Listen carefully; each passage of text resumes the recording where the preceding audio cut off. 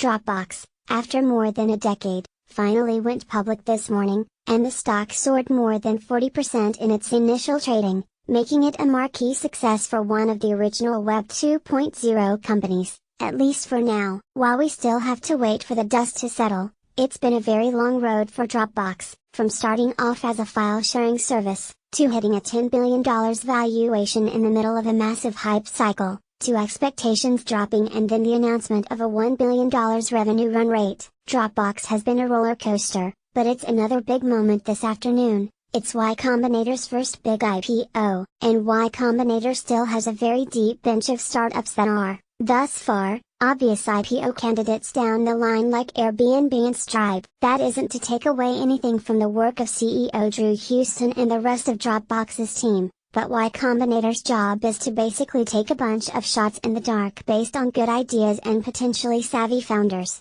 Houston was one of the first of a firm that now takes in 100-odd founders per class. Y Combinator founder and partner Jessica Livingston was there for the start of it, recalling back to the day that Houston rushed to her and Paul Graham to show him his little side project. We caught up with Livingston this morning ahead of the IPO for a short interview. Here's the conversation, which was lightly edited for clarity. TC, can you tell us a little bit about what it's like to finally see the first Y Combinator company to go public? JL, I feel like 13 years ago, it was just this dream of ours. It was this seemingly unattainable dream that goes, maybe one of the startups we fund could go public someday. That was the holy grail. It's an exciting day for Y Combinator. It shows what a long game investing is in early stage startups. I do feel kind of validated. TC, how did Y Combinator first end up in touch with Houston? JL, he applied as a solo founder. We had met Drew the summer before.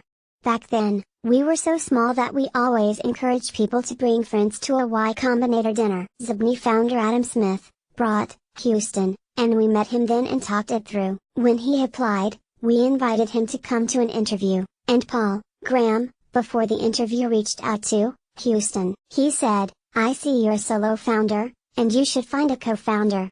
3 weeks later Drew showed up with co-founder Arash Ferdowsi. It was a great match that worked well. TC, as Dropbox has grown, what stood out to you the most during changes in the market?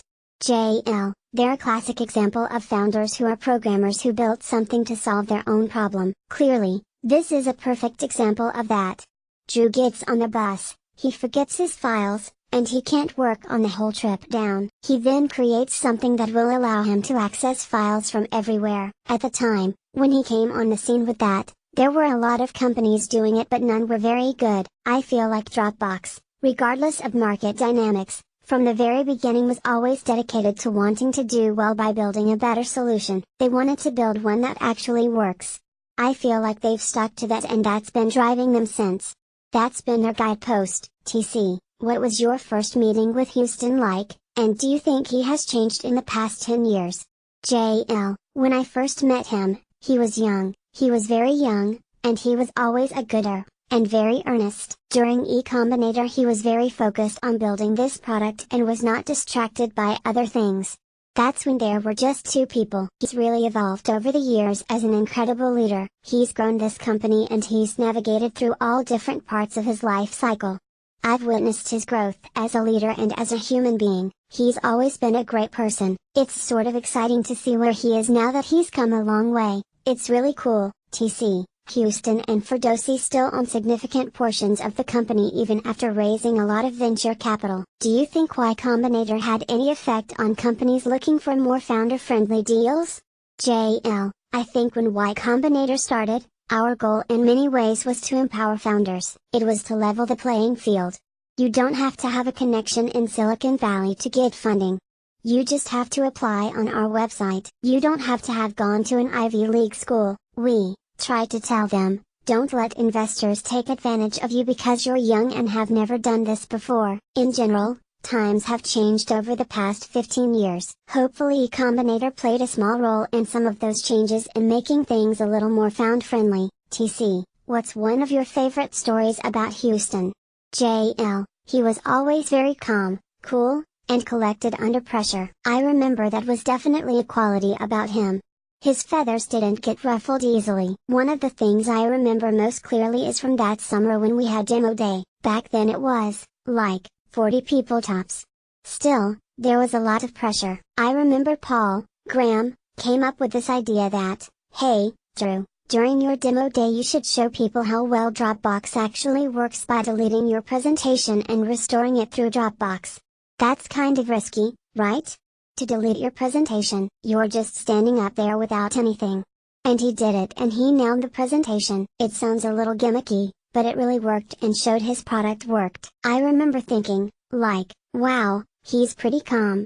If it were me, I don't think I could hit the delete button in front of these people. That's an important quality in someone, not to get flustered. By the way, we funded them in 2007.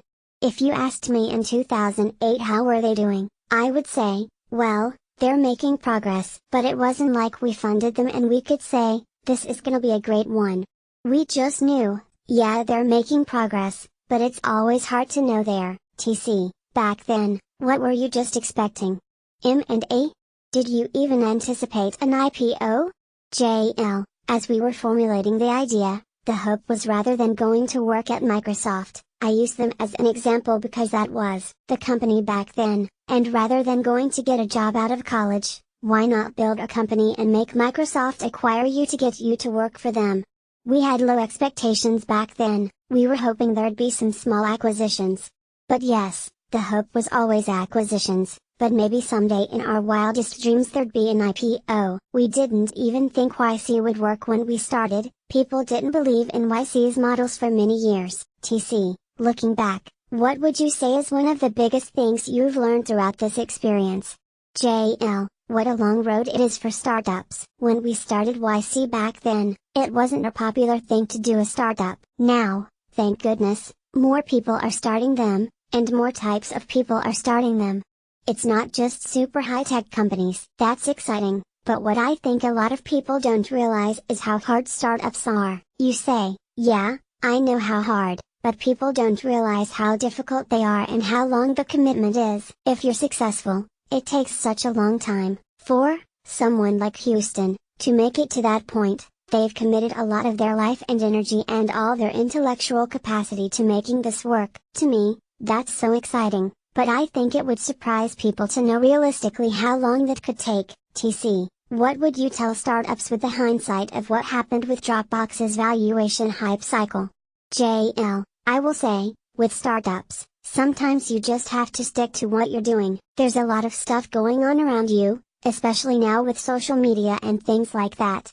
With a startup, you just have to keep moving forward with building a company and building a great product.